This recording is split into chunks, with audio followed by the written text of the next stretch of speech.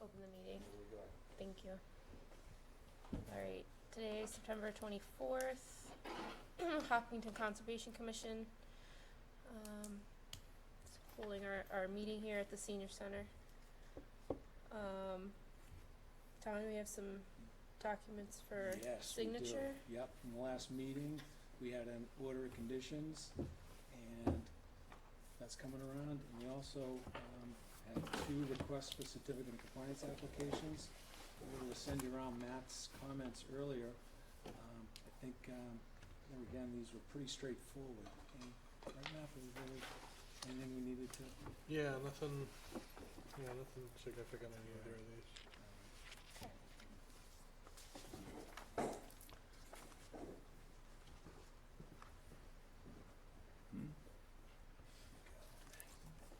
Oh, I like that system. Sometimes I forget it. I leave it Yeah, here. no, that works up fine.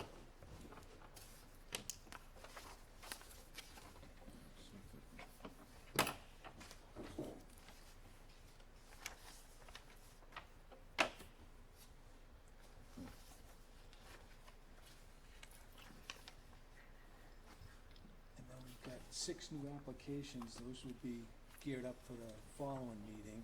Okay. And then we've also got a new INRAD that'll get listed at the next one, and that'll be for the following meeting after that. Okay.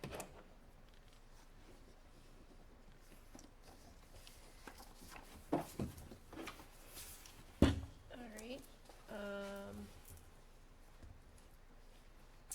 And draft minutes for review. Everybody get a chance to look at those. All right. All right. Can I get a motion to, I did have one comment. There was a Yep. question mark in them. I didn't know if that had since got filled in, Yeah, that was, let me bring that up. I was talking with, or if it was supposed to say a question mark. right, because it was about the language. Okay. And remember at the end of the meeting for Yeah, I missed that. 1665, we kept going back and forth, the plantings, yeah, Right. and we weren't sure if it was numbers that were talked about, or it sounded like it was just, we just watched the video earlier today, trying to get clarification on that. So I worked it in the order, just telling them they need to provide us with a planting plan, revised planting plan, based on the discussion of the hearing, because Craig was talking about it out there, but he wasn't on mic.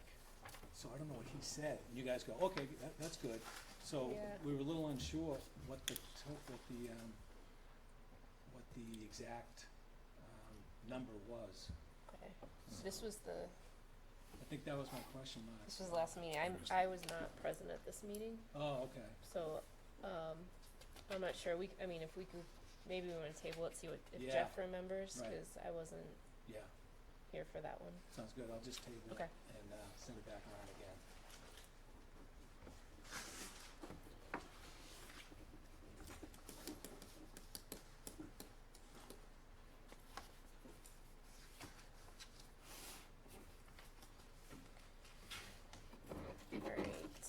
Alright, we have Mahone, 20 Grove Street. You wanna come on up, I don't, oh, is he here? Great. Yep. Excellent. Where to? right up front? Welcome. Thank you. You wanna just give us a little overview of what you're planning to do? Sure, Or trying to, sure. Yep, so we have an old barn that's basically falling down, so we're trying to take it down, replace it with a new one. The new one will be a little bigger, but it'll be closer up the hill, further away from the back of the property, which is where the wetlands are. That's the nickel version. There's also a brick patio behind the existing barn. That's gonna go away. That'll get replaced with grass, if that makes a difference. okay, But that's the nickel version, right? Oh, if you, Yep, yeah, there you go. right up here. So basically, here are the existing conditions, Yep, and this is the proposed condition. yep, So taking out that barn, moving it further away from the resource areas to the rear of the property, so there's the existing barn. So mhm, he's looking to bring it closer and into the paved area of the driveway. right, So little of this area here will now become impervious. That, I assume right in through there is lawn area now. Yep. And the area, but the area behind the existing barn that's not marked on this picture, but the one you showed before. Yep. That shaded, well, area with the line through it, the diagonal lines, that's all brick right now, and that's gonna go away. That'll become lawn again. Okay.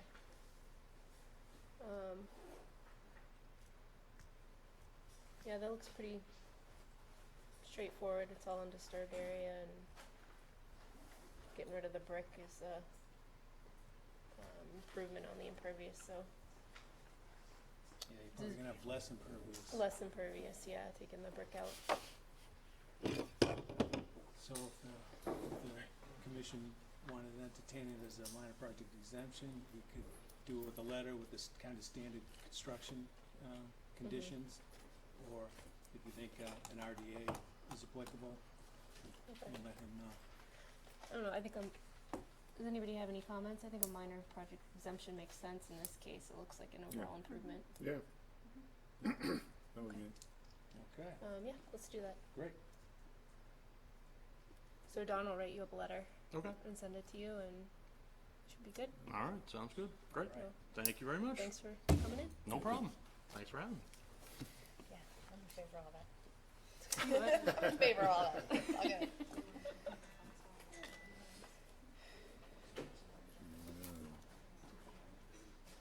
Yeah, we had said, oh, Man, you guys are prompt tonight. I am nuts. yeah, exactly. Yeah, do you want, actually, number 6 is sitting in the audience. That was last time. Okay. Didn't know want to jump Oh over. my goodness. Sure. Let's go to Hunt, 158 Hayden Row. Wanna come on up? Hi, Hello. Welcome back. thank you. What do you have going Simpler on? request this time. So I bought 158 Hayden Row. And in the rear of it, it has this commercial garage basically. And I would like to take that down, leave its foundation and just rebuild upon it. Basically, build a 4-family house on its same foundation. The only addition that I would do to it is just an egress deck. But I would do the, have the pilings driven in rather than digging it out and cementing it and so on. But it's, like where it is now, it would be 61 feet, out of the wetlands. And then basically, everything would be done on the pavement and nothing around it would change. So you're keeping the same footprint. Right, that foundation would stay the same and then, I would just build a wooden house on top of it, as opposed to the steel building. Through the chair, there are some, in the archives, older applications of RDAs where they took down existing houses and put a new house on the existing foundation as they didn't knock the foundation down and rebuild. And in those past ones, the commission said, all right, because there's exemptions under the bylaw for replacing but not enlarging. So they waived it under the bylaw, but because it was going to be a house, they had an RDA under the act in the Okay. past. Whereas that is, it's a RDA application. There's no filing fees. The state doesn't charge filing fees, and there's only a legal ad in the newspaper. There isn't a notification to a frontage process under an RDA under the act. is the pavement, do you do anything with the pavement? That all stays? It's just gonna stay the way it sits. Yep. There's no drainage that has to be, drainage work to redo or anything? No, the roof would stay the same and, it has water and sewer and all the utilities currently. In the parking lot though, in the paved areas, right? Oh, the Drainage should be redone? No, it would just stay the way it sits. Yep.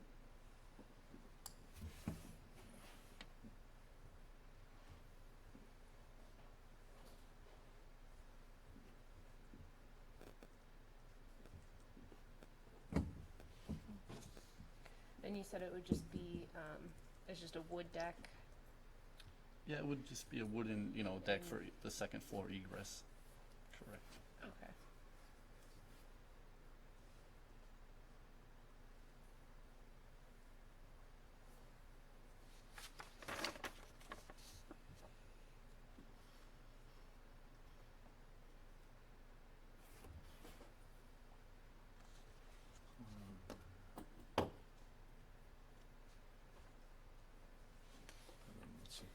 Can you see the picture? Or you guys got that too?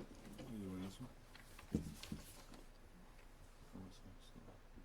Oh, I know. Yeah, I mean, it seems like it fits the description of what we've done in the past for just a building replacing, Yeah, just, this A one's home unique where it's a replacement. garage. right, The other it's ones a building. were houses. But I mean, as far as our concerns, There doesn't appear to be any changes. square There's footage, No, yeah, right, it's, right. whether Not it's a doing any house or garage, subsurface work, no excavation, yeah. Right. you're not All throwing the the staging building will out, be on the blacktop. Mm-hmm. you're not throwing the building out in the woods, right? So- Right? Exactly. Your backyard. Yeah, exactly. Yeah, I think that makes sense. To Yep. do the RDA under the act. And they won't need to file under the bylaw. No, does that make sense to everybody? Sounds good. Okay. All right, very good. You want that back? Thank Or you. maybe As we well. need one for the file? I've Do got, you keep it, yeah, you got I've got 'em? electronics, yeah. Okay. Alright. All right, thank you. Thank you. Have a good night. Yep. Do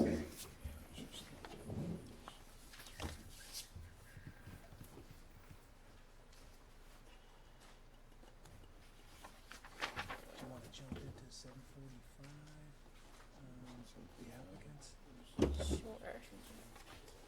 Yeah, it's 7:45, so, move on to Petrosi, 0 Leonard Street, 7:44. close enough, rounding up. It's close enough. Sounds So, good. tonight we're just gonna be continuing the hearing. Okay. I see that you're missing a few members, so that's probably beneficial in the long run that we continue without opening the hearing, Okay. if that's agreeable to the commission. But I would like to just, give the Do board, that too? yeah, I brought I paid for it already. She said, that was No, I got to the town hall in time. Oh, good, beautiful, excellent. I knew you'd want proof, so It's on me, it's Ruth. it's a big thing, Hey, $25, you know. Yeah, she I've put only the paid- pink sticky on it. I've only and I'm like, paid okay, 5 Ruth. times for it. We you know? don't mess with the accountants, so Exactly, they, she gave me the marching orders, they're- and I'm like, okay, Depends. yes. So last night I was with the planning board and, they voted a few things, not all of them, but one of the, items that they are asking for is that this roadway be made 40 feet wide, which would ultimately push everything back closer to the wetlands as opposed to what we would try to do is push them away from the wetlands. Right. So I don't know whether or not it's practical to ask the commission to request the planning board to reconsider that particular decision in light of the wetlands that we're trying to avoid. So it seems like two boards are working against one another. So just a thought. And that's the only thing I wanted to discuss tonight with regard to the outstanding orders, notice of intent. So it's strictly up to the commission on how they wanna interface with the planning board, but it's certainly gonna affect our proposal, going forward. What was the road currently at? So right now, this is a Proposed- this is a private way, Paper Street, it's a variable width, right of way, varies from 33 feet to 28 feet in width. There's a proposed 20-foot, width pavement, and, they even are asking for berms to be installed, which would require us to widen that to 22 feet, to a foot on each side for a Cape Cod berm.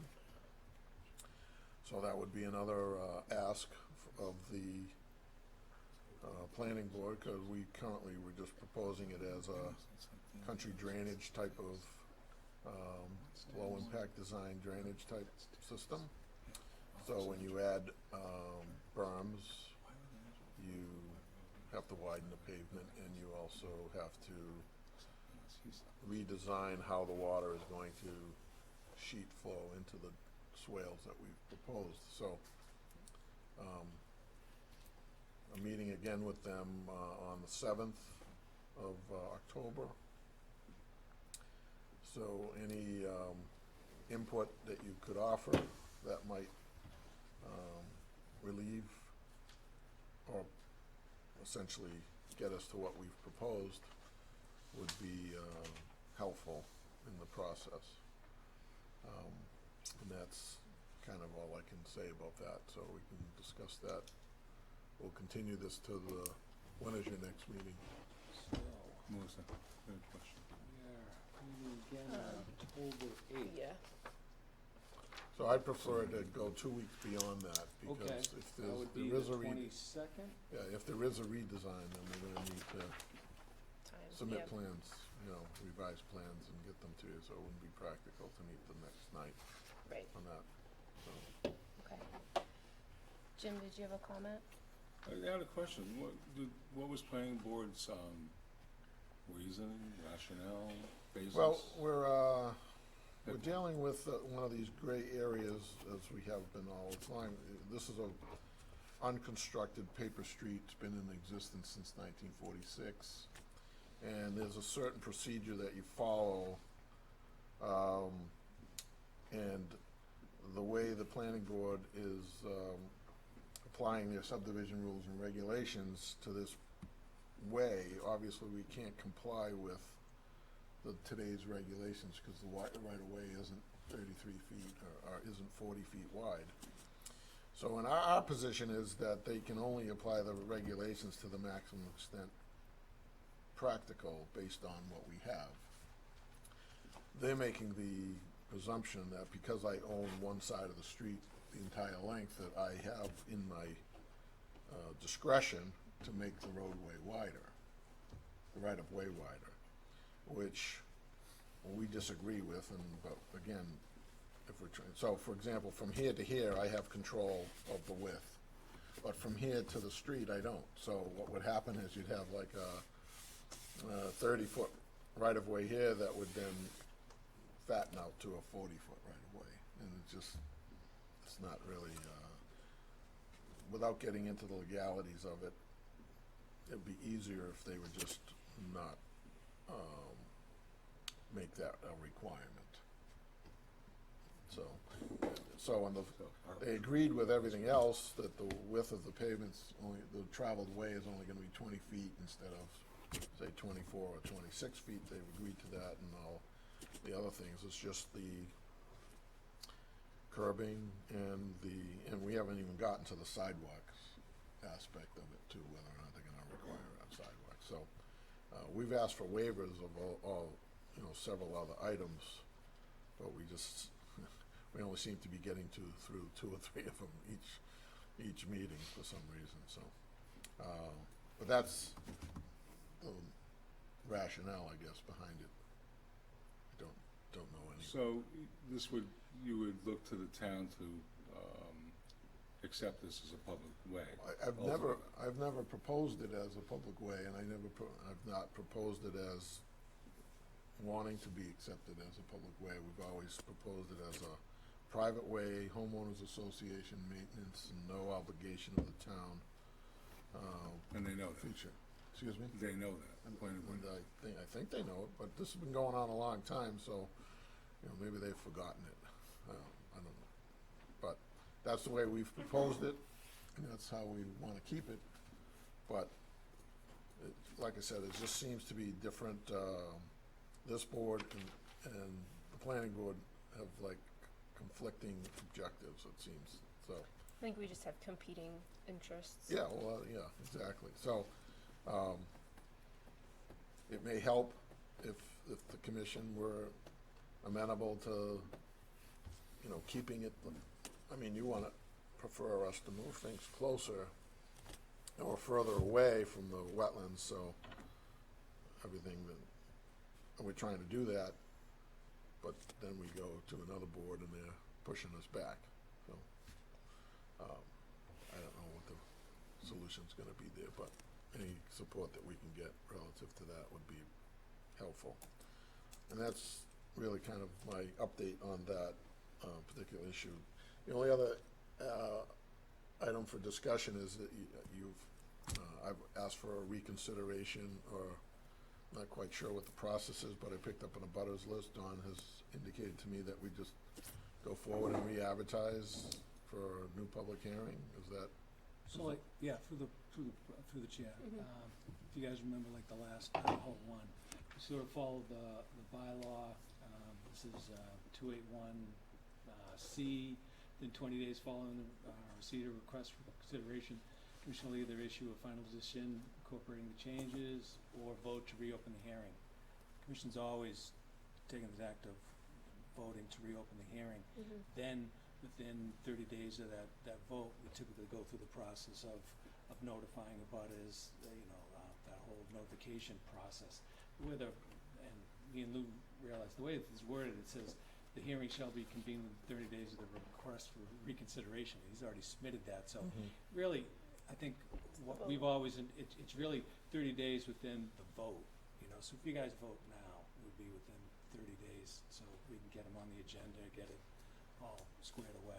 So that's typically the process we've always done in the past, even though we don't do a lot of these, Okay.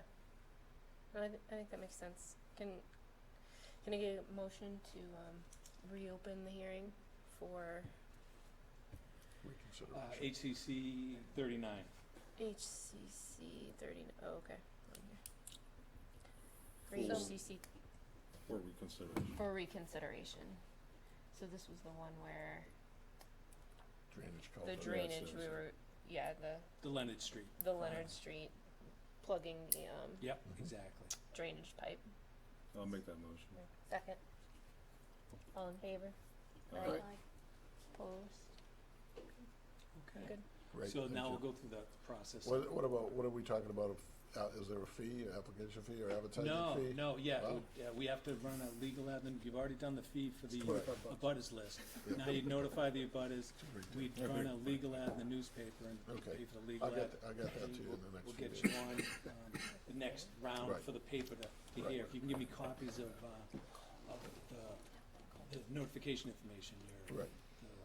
I can send you the forms too, it's a special bylaw form, it's not the one with both. Oh, okay. You know what I mean? Yeah, yeah, So yeah. notifications to abutters, affidavit of service, and that list you got today. Right. And then we'll get going. Fabulous. Alrighty. All right, great. So that's all I have. Okay. Thank you. Yep.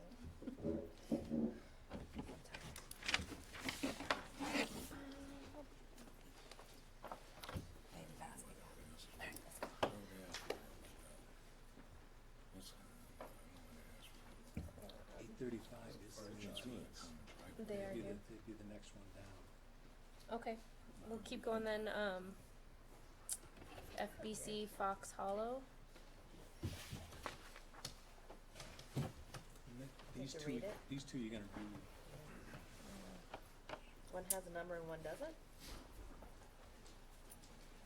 I guess so.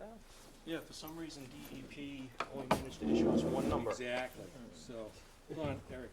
We'll take it. Yep, she needs to, read that. Give you that. The Hopkinton Conservation Commission will hold a public hearing on Tuesday, September 24th, 2019 at 7:30 p.m. at the Hopkinton Senior Center, 28 Mayhew Street, to hear all persons interested in a notice of intent filed by FBC Fox Hollow LLC for site work associated with the construction of a single-family house. Location 1 Fox Hollow Road, Assessor's Map R21, Block 12, Lot 12. Did you Chair, just, Eric, you gave me all these receipts, right? I believe So Dylan I probably put- sent I you put something. them into the record, so this is basically what you ended up getting after you Those are the received green it. cards, and we So got great. everything back, yeah. All right, so I'm gonna give you those. All right. So I'm gonna give the, your original receipts. Okay. And also the check for the one you withdrew. Perfect. All right. Sounds good. All Sounds right. like it. So we are starting with 1 Foxhall Road, is that correct? I Yes, know we got a starting couple with going 1. on. Let me grab a plan here. And I'll bring up electronics too for you.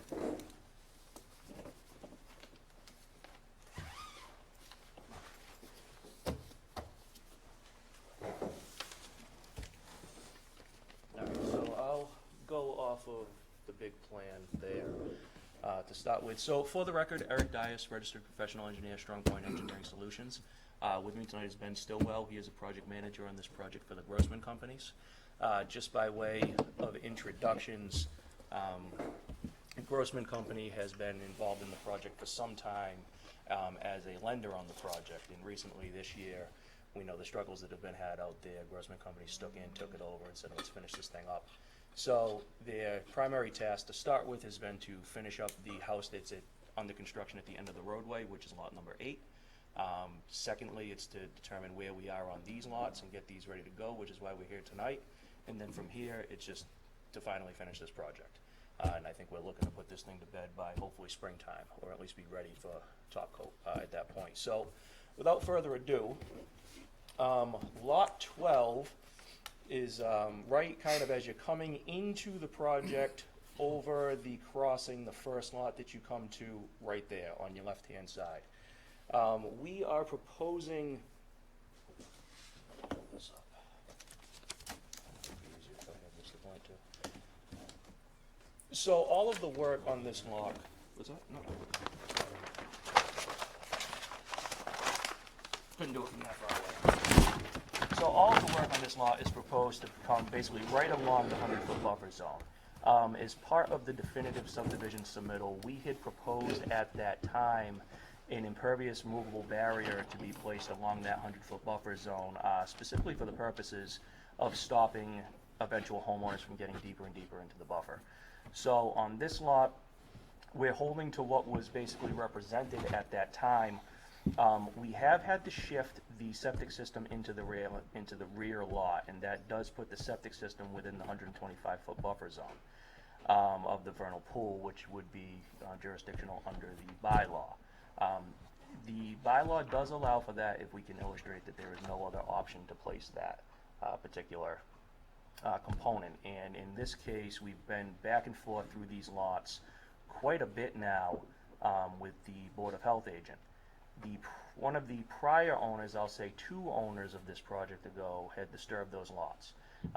We've been through these with the Board of Health agent. It's his opinion that because that area of the site has been disturbed, he cannot determine what is original soils, what is not, so it's disqualified.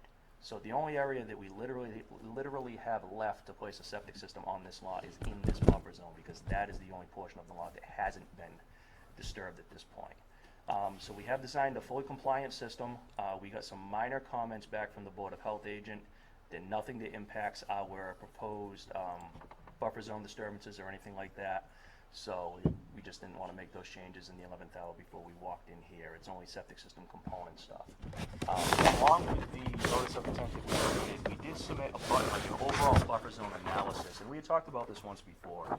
And the takeaway from it is this: it does summarize things with all of the numbers and what have you. But in short, this is a copy of the notice of intent plan that was submitted for the roadway and infrastructure. Now, we know that the order of conditions for that only applies to the roadway and infrastructure. But as a part of that plan, what we did was we took a look at this area that's highlighted in blue here. This is area that was within the buffer zone that was at the time a maintained field. And sort of partially, as we'll call it, preemptive mitigation for what we knew was to come on the lots, we said, okay, we're going to let this revegetate naturally. So nobody has touched this area. This area is coming back to life. It's pretty well vegetated out there now and is doing what it's supposed to do. So if you look through the buffer zone analysis that we submitted with this, what you'll see is that the just sheer area-wise, this area far outweighs any of the proposed disturbances that we have within the buffer zones on both of these lots, actually. So that's the long and short of it. I'd be glad to take any questions or give you anything else you might need.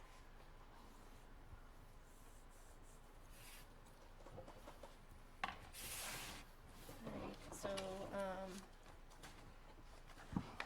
we do have some comments. Yes. We do, and we received these today. They all look manageable, and we are happy to walk through any and all of them at your direction. Yeah, Matt, you wanna go through if there's any, significant comments that we wanna talk about? Yeah, I guess the big question that's kind of outstanding for me is this note on, I guess, the original plan about the wetland replication area to be constructed. This area down here. Yeah, Correct me if I'm wrong, Dawn, I believe we had determined that since it was a part of this area that was being revegetated naturally, I believe we determined that that didn't necessarily need to happen as a part of this. What I recall is it was a type on the plan. It wasn't a wetland replication. It was the buffer It zone was restoration. the buffer zone because restoration. That was kind of the landscaped area. Right. And from the original NOI, it was gonna let go wild, so we were gonna get a vegetated, buffer zone. Right, which is what it has done Right. to date. I think it's just And I a, don't know if you had a planting plan. I don't know if you were gonna put any like trees in the vernal pool buffer zone. I know the area outside the vernal pool buffer zone was gonna go wild. I can't remember. I'd have to take a look back at that original, Right, you know, at that so there might original be some order of conditions. plantings. There might be you know, some plantings some that happen in natives, here, But yeah. other than that, it wasn't a wetland replication. Right. It was the other area that needs to get done. Yeah. Is that exactly? So that needs to get. Yes, this area is definitely, that's a constructed stormwater, well, we're calling it an ecological restoration area. That one definitely has plantings associated with it. What we can do is we'll take a look back at this one, and if there are any plantings, those will be done, before we close out the order conditions for the roadway and infrastructure. yeah, I brought it up just for thinking about because I wasn't sure what the status of it was as far as access, because if you build that house, you're really kind of starting to paint yourself into a corner as far as getting down there. Yeah, and that's one of the other things I thought about too. One of the other things regarding access is this is pretty well vegetated. It might be worth, if we were supposed to plant some trees in there, we could end up doing more harm than good by the Right. time we get machines through there. So it might be worth us taking a closer look at this before we get to work on these two houses. And if need be, maybe we modify the original order if we all agree that it may not be worth getting in there at this point. Just something to So think about. where was the wetland mitigation for the wetland impacts associated with the road? It was joined in with this, and it included this area through here where we're doing the replication, well, the constructed stormwater basin. Right, 'cause it was an So the existing- mitigation was allowed to go in where the stormwater, Yes, the stormwater basin? yeah. Right. Okay, that's Yeah, unusual. because the original crossing didn't meet the stream crossing standards. It was a small pipe there. It's like a 12-inch pipe. Right, Yeah. exactly. So they were able to keep the roadway in the existing path there. Then they improved the wildlife connection. Basically, both sides of the wetlands were shown to show improvements with the installation of the new culvert. So the commission took that into consideration. So it wasn't necessarily a lot of fill, it was more just replacing a culvert? It really was, Yeah, yeah. In the existing condition, there was a path, like a logging road that came Right. back here, and there was just a 12-inch pipe under it. So obviously, there was no migration pattern between it. So what we were able to do, we actually picked the whole thing up, Yeah. made it meet the stream crossing standards, opened it up on both sides. Right. And the only fill that we ended up needed was, we weren't really filling in the wetland boundary, we were just filling over that logging road that was Oh, okay. there. All right, then that makes more sense. Yeah. So one other comment, just because I did walk down there just to see if I could see if it looked like something had been planted or anything. I did notice there's still some old like farm fence down in there, and there might be, This area down here? yeah, Okay. and there might be some value if we're looking for sort of maybe minor improvements that are very sort of low impact, just going in there and cutting that fence out, just to, it's nothing significant, it's not gonna stop any small wildlife, but it wouldn't hurt just to get it out of there, kind of to potentially open up wildlife connections. We don't take any issue with that, we can get that out of there, sure. Let's see. Other comment was, so on the grading, between the two house lots, there's a drainage outfall to the top there that comes off the road.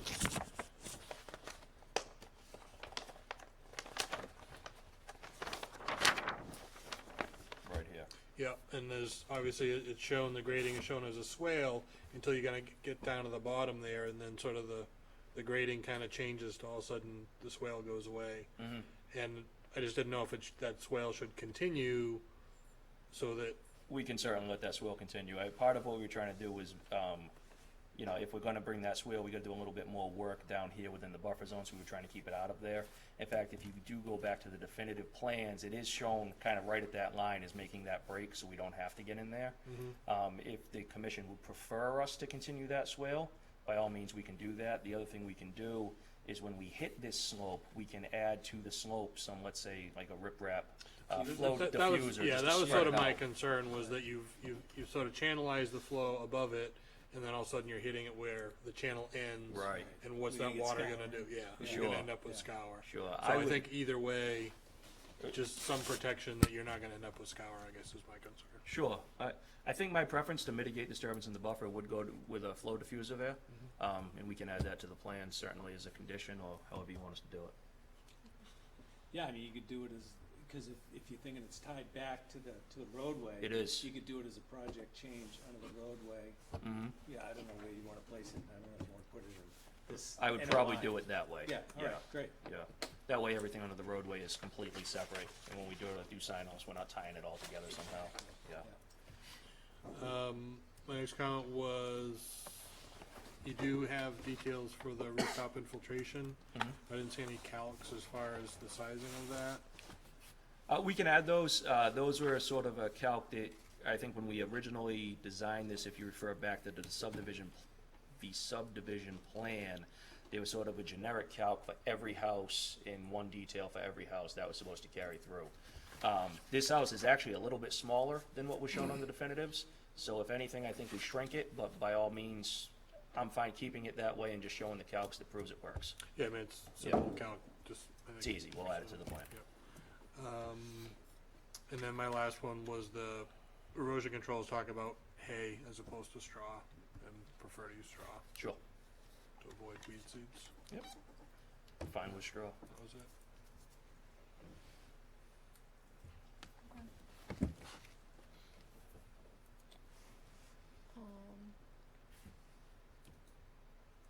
Alright, does anyone on the board have any questions or thoughts, especially in the septic system? Well, I have a question, but it's not regarding the septic system or this lot. It's regarding the roadway and the infrastructure. Where are we with completing that and coming in for? The final sign-offs, right. So the plan at this point, in order for us to advance very far with the roadway and infrastructure, we have to get kind of situated on these houses, because a lot of the roadway infrastructure involves the swales that go between them. Part of the grading that needs to happen on the lots has to include that. So our plan at this point is hopefully to get going on getting foundations in the ground on these before the season ends, so we can work on stick construction over the winter. And then come first of the spring, we come back, we final grade these lots, we install that constructed stormwater wetland, and we pull out of there. Hopefully before the growing season hits at that point, so that way we can plant them all and start the monitoring process. That's an answer. That is the current plan. I think, having been involved in this project for so long, Grossman Companies, you know, having been from lender to now developer, they've got an interest in pulling out of here. They obviously want to do it right, but they want to wrap this thing up. So I have no reason to believe that they're going to drag their feet on this. Just to reiterate what Eric said, you know, when we officially became the owner of this property in March of this year. When we did that, our focus was twofold. The first was to finish the framed house on Lot 8, because it was an eyesore to say the least. The second was to wrap our arms around the remaining lots and what exactly we were able to build. You know, I'm hoping we get through that tonight, and once we get through that, we can shift our focus to that, because as I understand, the town is holding a surety bond for this work, and you know, like Eric said, we would like to wrap this up as soon as possible, get that work done, have the surety bond released. So that's where we intend to shift our focus once we get through the approval process on the lots. Do you know how much the bond is, by the way? I don't know off the top of my head. Does anybody know the answer? That'd be through the planning board. It was substantial. I don't remember off the top of my head, but we're talking well into the six figures. 200 sticks in my head, but somewhere I in don't that wanna range, yeah. opine on that with 200,000? any. It's yes. high, yeah, it's up there. Okay. We're talking about 1,000-foot roadway, sidewalks, plantings, it's significant. Okay, thanks. You're welcome. Anything else? So I was just, I am a little concerned about the septic. That was the first thing of like, why wasn't it in the front yard? The explanation sounds reasonable. The fact that this was so disturbed, it seems like, well, the Board of Health. Yeah, no, I know. I don't agree with the way that the soil, the soil thing, but do trust our Board of Health. And this place has been previously disturbed, so I'm kind of apt to it, but I would like to make sure that the Board of Health, like their findings are on our record. Yeah. Yeah, There's I no got alternatives. verbals from, I went over and talked to Brian Besso. Yeah, And he said they tested every square inch of this lot and the other lot. Yeah. But if you want, I can ask. What, yeah, actually, we just like I don't know how they file, just so we have a reference of it, so that if somebody comes back and looks at this record, they can kind of go between the two, because that's a big reason why the design is. And you've got soil testing. I've got soil records logs. with soil logs with the Board of Health. that right? Brian had witnessed, and I have a whole litany of soil logs that failed. And they were all the stuff in the front, because believe me when I tell you, my preference was to have it here just for constructability purposes. I wanted them in the front yard. It was a little bit of an easier build, but we just kind of struck out. So yeah, I can certainly provide the soil logs, and I'm sure Brian will kind of give the nod on those. The other thing I think, like I mentioned, I have been in contact with Brian about just some minor revisions he wants to the plans, and they're just things related specifically to the septic. No problem getting through those. I wanted to limit the number of revisions to the plans that we had, so I figured I'd hear your comments first and do it all at once.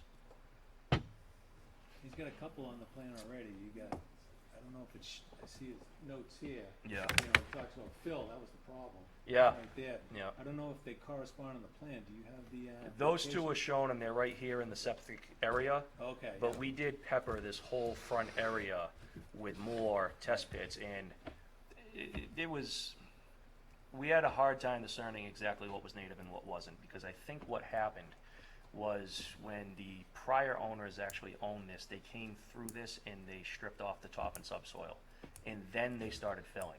So when you get out there now and you start digging, typically when there's fill, you have a very, very solid line of where the organics were buried, and you know where the original grade was. That line isn't as prominent as it really should be. You see it in some holes and not others, because I just think what they did was inconsistent. So I think he erred on the side of, well, I'm not 100% certain it should go there, so it's not going there, which from his stance, I can't say he's necessarily wrong. And it's not clear whether these are this is offsite material brought in, or if it's just reworked. This is all Native native soil? material that was on the site, yeah. This was It's just been reworked, otherwise it's still, it's just been reworked, that's right. so any fill came from there. Any fill came from here, yes. Yeah, so, Yeah. okay. If anything, material was brought out of this site, nothing was ever brought in. So I don't know why the septic can't be in the front, but then again, I'm not the Board of Health agent. Probably for good reason. Put the Go septic take in that the front. soils course for. No, I've had plenty of Months soils courses and septic courses. So. If I can ask a question, just so I understand some of the history. So the road in some of the lots were approved before, just 1 and 3 wasn't? Yeah, so what happened was the original order of conditions on this project was for the roadway and infrastructure only. And then each lot individually we had to come back for an individual NOI on that lot. As the bylaw requires. As the Right. bylaw requires. We just haven't, they never got to They lots never 1 and got to 3. lot 1. Yeah. Correct. Okay, Yep. all right, I just wanted to So I'm understand. pretty sure, you Yeah, the had other this one. lot here. That one you and had this 3. one, Yep. and then 5, right? So 5's done, was that 5? 5 is done, and we're actually on as a work session item for 5 tonight. Exactly. Yeah. Yeah, I mean, we've got, the commission's ordered issued 3 orders for the lot. The other lots are outside our jurisdiction. These are the last 2 remaining lots in the commission's jurisdiction. You're not gonna see any more filings. Only RCOCs from here on out. Okay.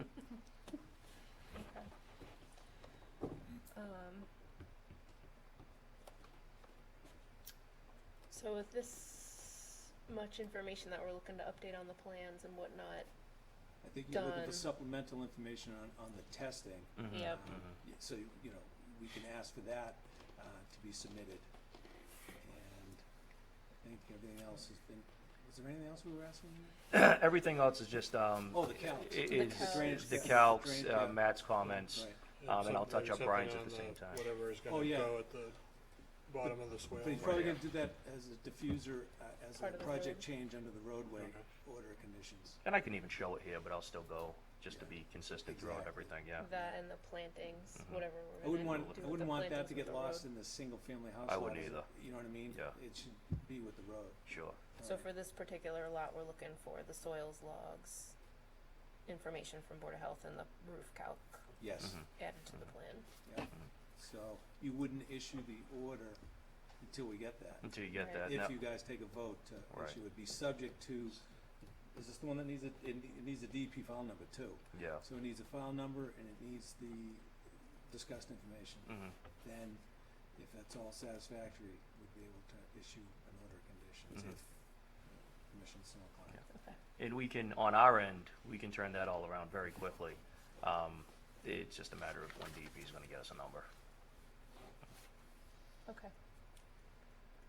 Had you originally submitted it to DEP? Yeah, Yeah, with one the of them got a filing number. fees? what's that? With the filing fees? Yeah, in fact, Well, we one got, of them got the number and one of them didn't. yeah. I know, I was wondering if it was, cause when I read them, it looked like one had all the Wetlands Protection Act filing fees and one didn't. And I was wondering if that was what, as soon as DEP doesn't see the money, they're like, no, put this in the. Yeah, they usually do, yeah, but my recollection is that they received everything. Wasn't that one the bylaw? That might be the bylaw one Yeah. that we Then did. you gave me the fees. Then I gave you the fees, and we sent them the fees as well. Okay. So we're just a couple days behind. Right. I expect that they'll be issuing a number within a couple of days here. Because I think when we had originally filed for this lot, we filed only under the bylaw. Correct. And then Don took a look at it and said, well, you got this small area over here, you should file under the act as well. Or move that. Or move it, which I couldn't move it. So we amended our filing and then sent the fees back to DEP. So I think that's probably why they're a few days behind on this one. Gotcha.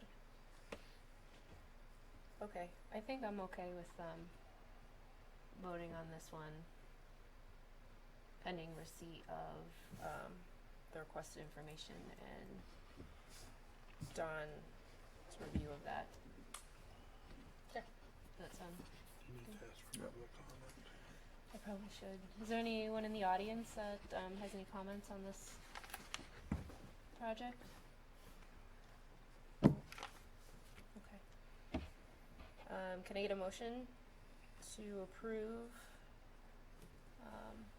Close and approve the. close and hearing. approve the hearing pending the roof calcs added to the plans and providing the soil I'll make data that and the motion. DEP number?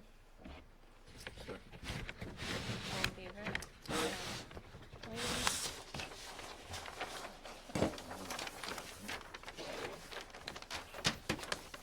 Well, that was like the easy one, this one's Not quite. Is this your, part of your? Yes, file, thank Don? you. Hold on, there's another one we gotta read, these are just, let me get caught up here. Plans for the two,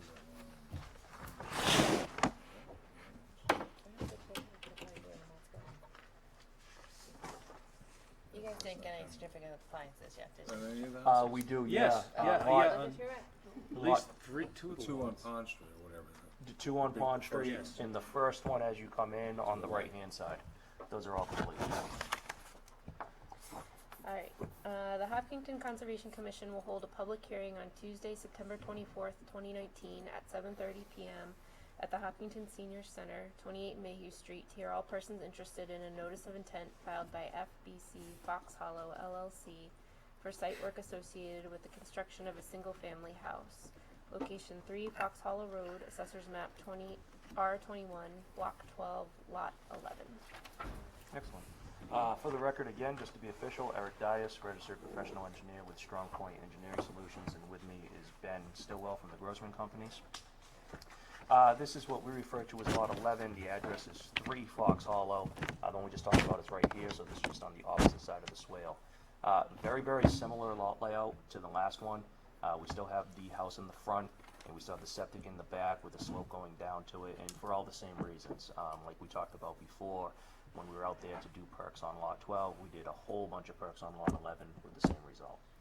So the difference in this one is that a portion of the septic system on this lot is located within the 100-foot buffer. So the entirety of the soil absorption system is in the 125 vernal pool, and then a portion of it is within the 100-foot BBW buffer. Now, on the last lot where we have that immovable permeable barrier, there you go, that line just continues in a straight line. And that is what was shown and represented on the subdivision plan. It is in the exact same location, so that hasn't changed. Really, it's just that because of the shape of the wetland, the buffer zone pushes further into the lot at that point. So again, just like we talked about previously when we took out kind of the hatched, colored in area of the approved NOI plan for the subdivision, this area again was so quote unquote preemptively mitigated for. We did anticipate this disturbance and knew that it was coming.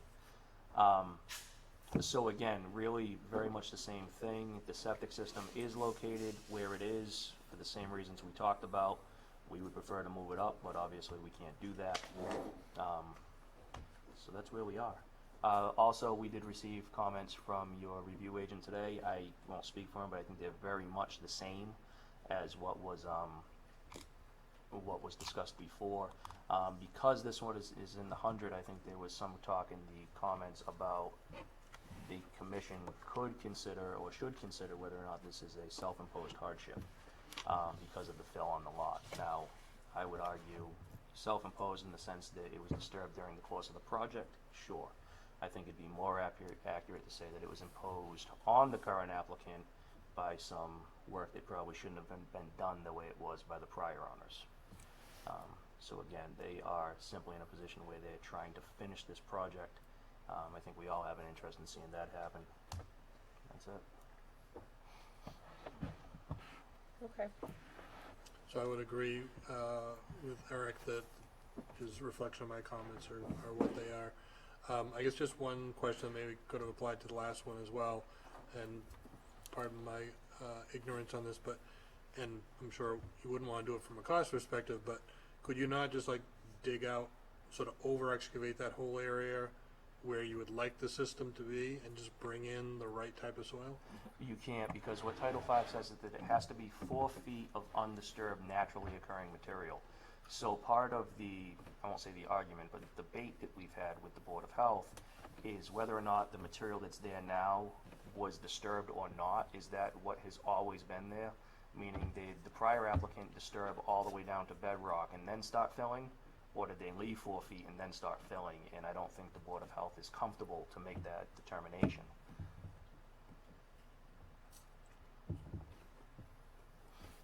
But this area, when we dug these test pits, we did see, in fact, you'll see this test pit here, no sign of fill. We got down the virgin ground because we're in an area where that hasn't been disturbed. And then this one, you'll see we have a very clear buried A layer. So we get down to about 3 feet worth of that fill material, and then we see a very defining line of organics and grass and roots that say that that is the existing grade. So we are confident, and the Board of Health has agreed that that's the right place to site these because of Title V regulation.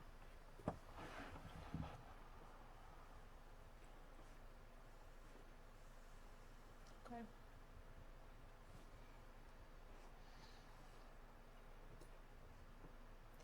Yeah, it's, go ahead. There's your question. So, this particular one, I just don't, like, why isn't it that way further? The house this way further? No, septic. The septic system, it's pretty much centered right in the middle of the lot. Yeah, but if the soils are better over here, If and the it's further away from the resource area over there, why isn't it over there?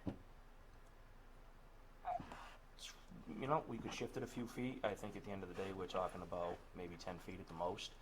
We do have setbacks that we have to maintain between systems on the other lot and the side yard. Typically, the requirement is just that we site the septic system over the test pits, and being in the field and taking our best guess at where property lines are, that's just right where the test pits are, it's centered. If we wanted to kick it over a couple of feet, we'd probably make that happen. Right, because isn't it, yeah, because I couldn't see the yellow. Because the resource area kind of bumps out on the What's our right? on the right-hand side. So you're saying shift it over toward the left property line a little bit more to try to get it further and further outside of that 100-foot buffer zone. Yes, and because, I mean, the test pits are showing that that's where the more native soil is, so it should probably theoretically work better too. Don't necessarily take issue with it. And that's something I think. Grading in that corner, but. Yeah, I would push that grading over just a touch, which we wouldn't want to go too far with it because that would then encroach on lot 10, and we wouldn't want to exasperate possible grading there, but that's something that we can certainly take a look at. I don't think it really impacts the septic design all that much. So I'd be fine to take a look at that, sure. Would the health agent be agreeable with that? I think he would. That is obviously something we'd have to run by the health agent. He usually gives us a good amount of flexibility with that sort of thing, so. Okay. I don't know if it would be appropriate, but if the commission chose to vote in favor of issuing an order, perhaps that's something that could be taken up with the health agent and provided as additional information, kind of a condition of approval or something, if that's one of the only outstanding items. You could do it subject to a revised Subject plan to a as revised plan, discussed. yeah. Okay. Does anybody else have any comments, concerns? No. Anyone from the audience on this one? No. Yes. Whatever you're comfortable with. Tony's Hcam, butter at 213 Pond Street. So we've been watching this project for 4 or 5 years. So I had a clarification question, first of all. The package that I received was for lots 12 and 11, 1 and 3.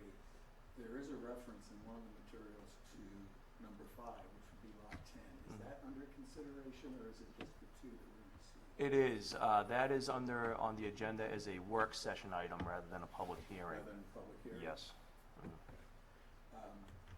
And I guess my question, and I apologize for being late, is there any way, I'm looking at Eric because he's the engineer, is there any way that we could accommodate what the developer wants to do without having to encroach any further on some of the protected properties? And I'm not thinking of that from a construction perspective because the construction's a whole other group of folks. But we've certainly noticed since we've been there that the original intent of all of the land that was around there for conservation, for wildlife, for whatever, there's not much wildlife going on over there any longer.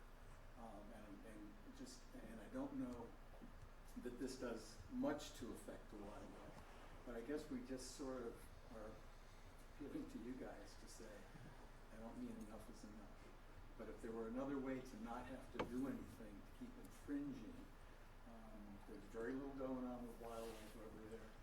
I suspect some of it, we literally had blasting and like a rock quarry running over there for a couple of years. And I'm sure that's sort of taking stuff away. So if there's any way that it could be done another way, I think that would be great. I mean, if there's not, again, I'm more of, I'd like to see conservation be more considered than construction. And I say that as a construction manager for high-rise buildings in Boston. So just asking that consideration. If I may, through the chair. You're absolutely right. There was a ton of blasting that went on this site. I can say pretty confidently that I think we're just about done with blasting at this point.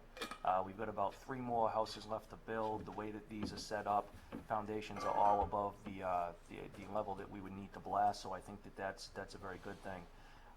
As far as the conservation area itself, if you recall, about 75% of the land associated with this project, and you can see it up there, is deeded. I don't know if it's deeded to, but it's held at least in trust by the Sudbury Valley trustees. That area has been untouched. In fact, we've been in contact with the Sudbury Valley trustees. They're very happy with what's happened out there. And then the last 3 lots that we're talking about now, sort of on the, I guess we'll call that the left-hand side, right where Don's mouse is, those lots are the ones we're talking about, and those all have 100-foot buffer zone concerns on the rear of the lots. So we're only able to touch, let's say, the top 2/3 from the roadway down on those lots. everything else is gonna remain vegetated as it is today. So, short version is, we're getting very much to the end of the disturbance on this project. Everything is contained to what you see now, and our goal is to wrap this thing up and let it all get back to natural as fast as possible.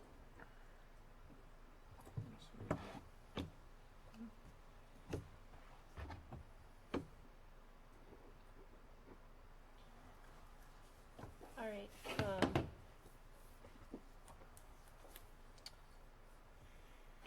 so, yeah, I echo that. I think it's in everybody's best interest to get this wrapped up so it quiets down I out agree. there, and once the construction is over, hopefully some of the wildlife comes back and, you know, you get those buffer areas growing in.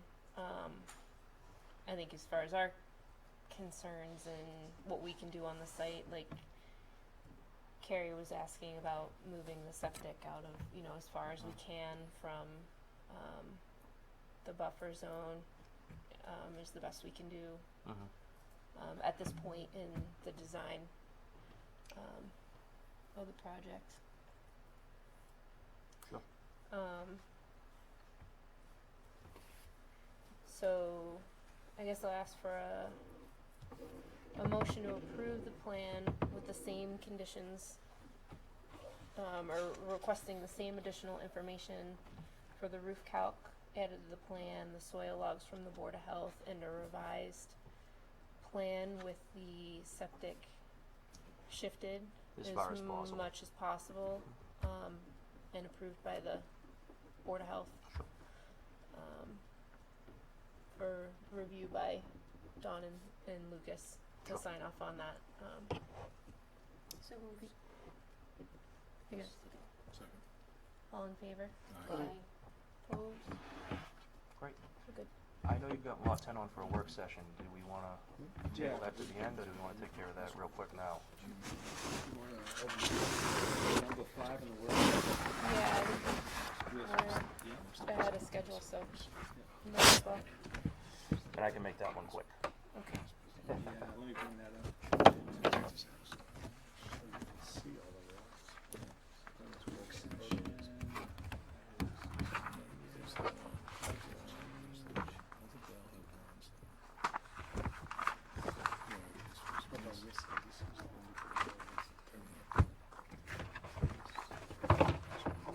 That's your original plan. I brought that too. Here's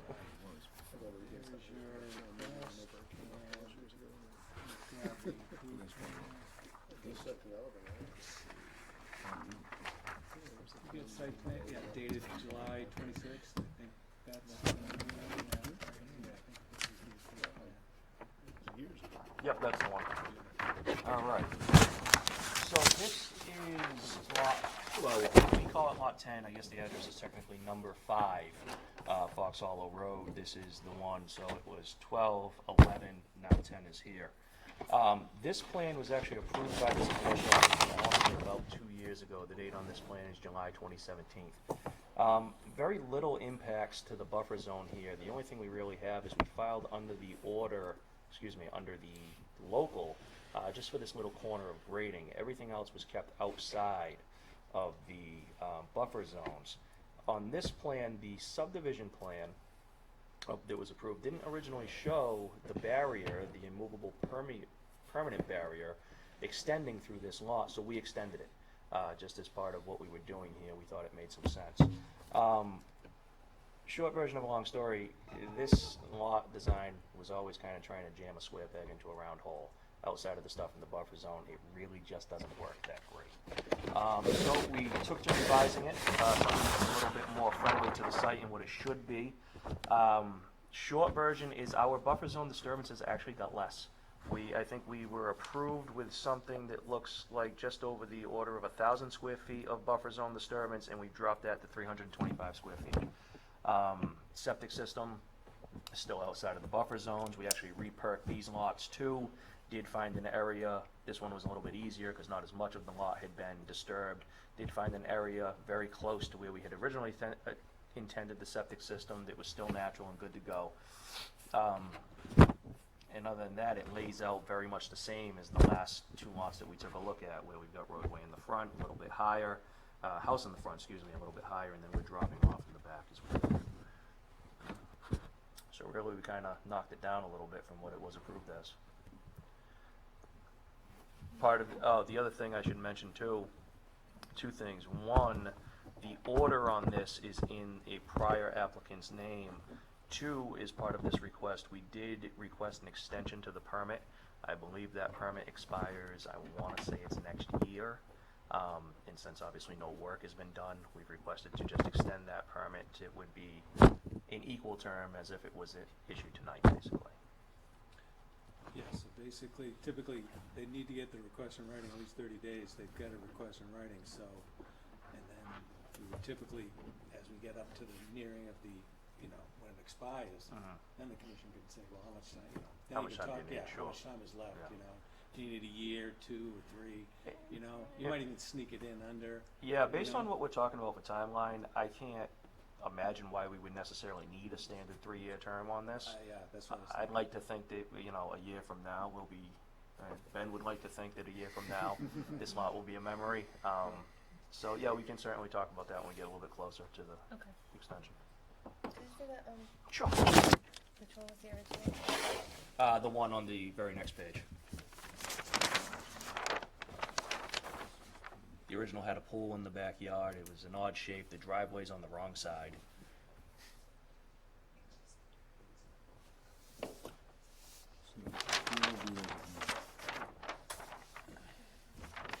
Those things where the septic is, but So, through the chair, my only,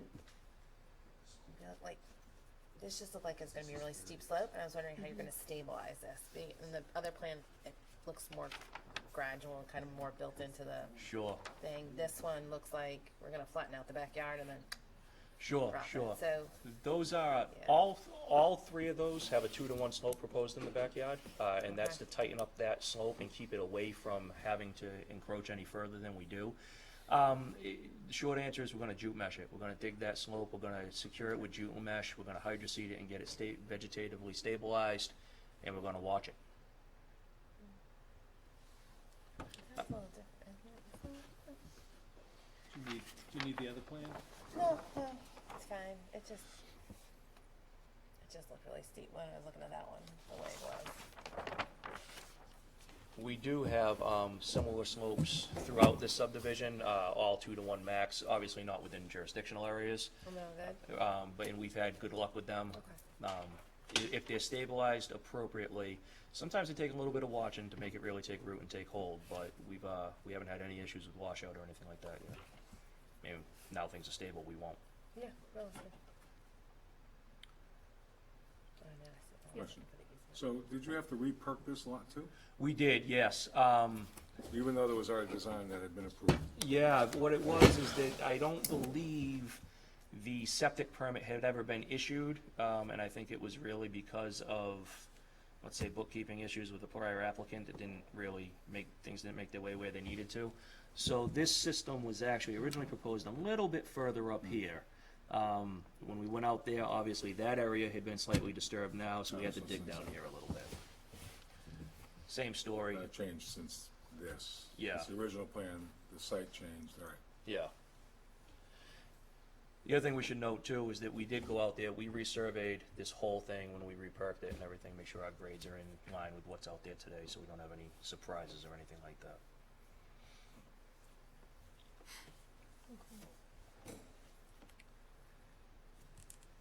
Cool. Do we need to vote? It's Some a minor project change. change, because It's project basically change request, the it's not commission minor. deems it an insignificant project change. So sometimes you just do that, or sometimes you take a vote. I think typically you take a vote. Yeah, let's go ahead and vote. It's a whole new project essentially.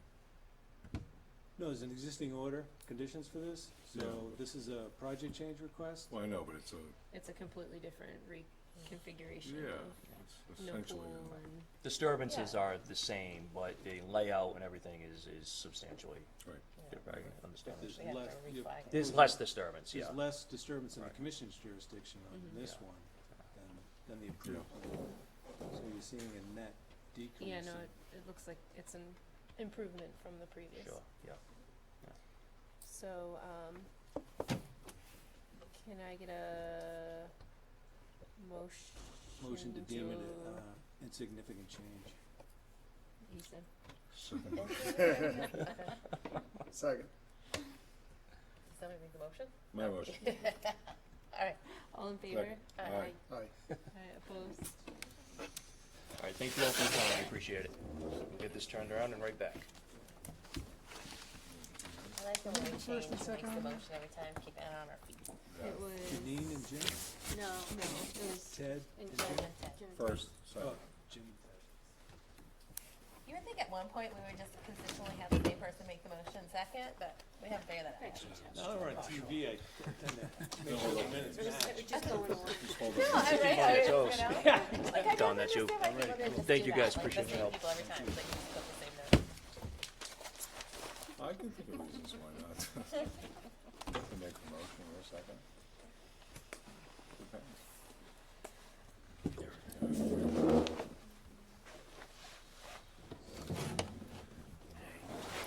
Have a good night. Thanks. Good night. Is the liaison report and Here's one of the most. we're still early for the solar. Don't know if anybody on the. Right, that's why we just language at the bottom. Yeah, okay, I just didn't know if somebody, cause that one would And I probably think be. they're in the audience, they're probably ready to go. Southwest.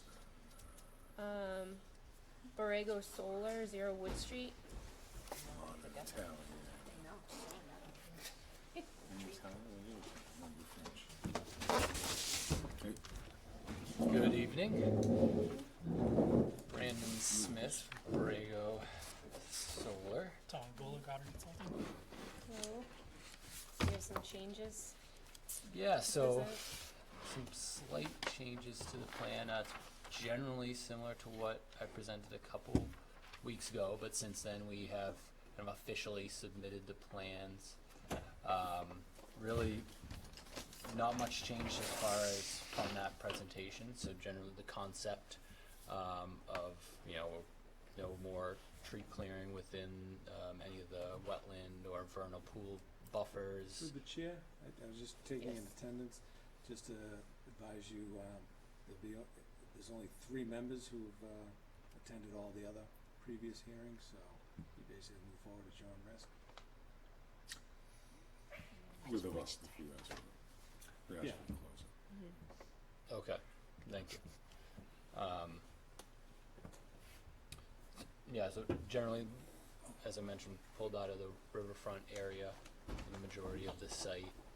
The only area where we are still impacting riverfront areas in this northern section, which are also, the array is still proposed within the 100-foot buffer, but this is currently previously disturbed, so there's some greenhouses, hoop house areas that we're proposing to basically replace with the solar array, and to offset some of that impact, this kind of hatched area, we're proposing soil restoration area,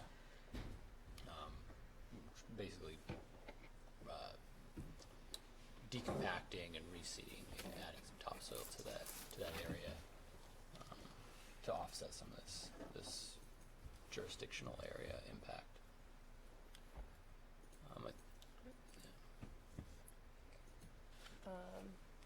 Alright, we have a comment letter from Lucas. You wanna go Get the ahead and, highlights? yeah, So it's fairly lengthy again. So what this comment letter includes is all our original comments, Borrego's responses, and then sort of our update on those responses, whether we feel there's no further discussion needed or if there's further discussion. I did go back out to the site and walked the entire wetland boundary that had been essentially reflagged from scratch. unfortunately, where the first flagging was, I felt overly conservative. I think we do have some areas now that I think are overly aggressive, so we're not quite there yet on the wetland boundaries. So it probably makes sense, maybe Tom, for you and I just to meet out there. And, Yeah, it probably won't be me just because I'm getting married on Saturday. So. Congratulations. Thank you. Tom? Scott. Jump first. You got another one. Just kidding. Bring your bride Congratulations. along. She'd love it. Oh, yeah. The weather's gonna be beautiful. But yeah, so I'll have Scott reach out to you to schedule Yeah. that. Wait, he's not going to your wedding? Have you met him? Bad career move. So wetland boundaries still need a little bit of tweaking, and then the other potentially larger issue is what's being shown as the limit of riverfront area. So I think the applicant is currently using sort of an aerial version of where Whitehall Brook is, and just taking it directly from the bank of Whitehall Brook. Is that correct? Yeah. I think based on my inspections of the site that, riverfront area is measured from mean annual high water, not necessarily the bank of the river. And I think the mean annual high water out here is probably closer to the tree line that's shown out there, because it's one of these very flat streams with kind of a broad floodplain. And oftentimes we'll see that the change in vegetation is sort of one of the indications you can use for mean annual high water. So I think that might be, again, where the first iteration of this plan showed what they were calling top of bank in the upland for some reason. Now we're kind of pushed too far out, in my opinion. So I think there's sort of a middle ground, and quite a few of the comments related to not working in riverfront area anymore, or exactly what was going on. So until those lines all kind of get hashed out, we can't necessarily fully vet out some of the issues. So I think that's really the big thing, is to get that fixed up, get that revised on the plan. The applicant can go through some of these comments potentially, and I don't know if you want to wait to address those until we've done all that and you can look at it again, or how you want to do it. But that's sort of the big thing, I think, that kind of has to get taken care of. A lot of the other comments I think are fairly minor and can probably be addressed. Other than I think there was a comment in the supplemental information that said there were no panels in the 100-foot buffer zone anymore, but that doesn't seem to be the case on the plan. So I don't know if you want to speak to that tonight. Well, there obviously are still panels proposed to be in the 100 foot, so that may have been a typo. Okay. I think probably what that was referring to was in this area. So there's no longer any fencing or panels within the 100-foot buffer that would require tree clearing. So I guess that's. Okay, yeah, and I just don't know if the commission wants to speak to that tonight about, because that seemed like with some of these other projects that we've seen, that's been a big issue as to, regardless of what the buffer zone was before, whether or not you guys were gonna allow that. And I think that's. Tree clearing. No, panels actually in the buffer zone, Oh, like structures in the buffer zone. Right, we are not proposing any tree clearing within any buffers. I just want to make sure that's clear. We've eliminated that completely. Yeah, and the only caveat that I'll put to that, just for the commission's consideration, and I know this isn't it sort of isn't your issue, was that all the hoop houses and everything that were built in there, as far as we know, were never built with any permits. So in theory, that may have been forested at some point and cleared without a permit. So it kind of grazed things up a little bit. And if I may, through the chair, just respond to that. We did review, so we submitted a performance analysis for the bordering land subject to flooding. We reviewed aerials at least back to 95. There's no vegetation, no trees. There were no hoop houses at that time. So what we're proposing is basically to remove the material that was placed there when the hoop houses were constructed, kind of set it back to what we can at best describe as native, based on the 1995 conditions, and then from there ensure that no additional volume of material is placed in that bordering land subject to flood. Yeah, and I think from the floodplain perspective, I was pretty much on board with that analysis and everything. I think that seemed like a fairly good approach. I guess one question that occurred to me after I'd done this was, there's that giant pile of sort of loam and compost and nice soil there that looks like that was likely placed in floodplain. Have you considered potentially using that for the site to restore some more floodplain? Yes, we're considering that we would need to vet it, make sure the material's suitable, but Right.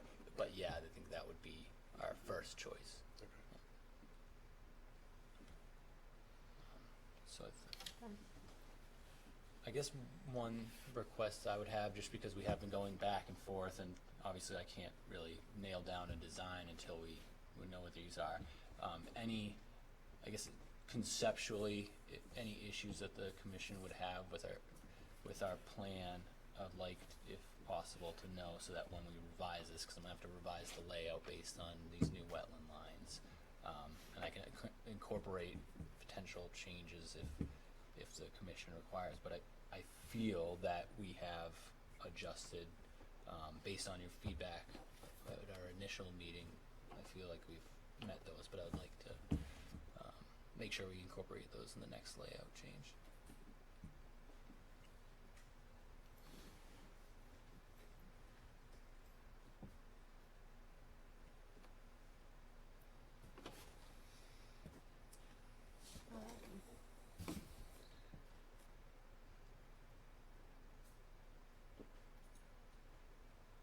So you indicated up there at the top, there are panels within the 100. Yeah, so currently this I'm having is... trouble reading what all those different markings Yeah, are. yeah, it's kind of confusing, but basically, this red outline Is a is the panel fence. field. Okay. So that's within this yellow is the 100-foot buffer. So it does encroach on that buffer. Yeah. But there's no tree clearing. This is basically an open kind of Right. gravel area Right.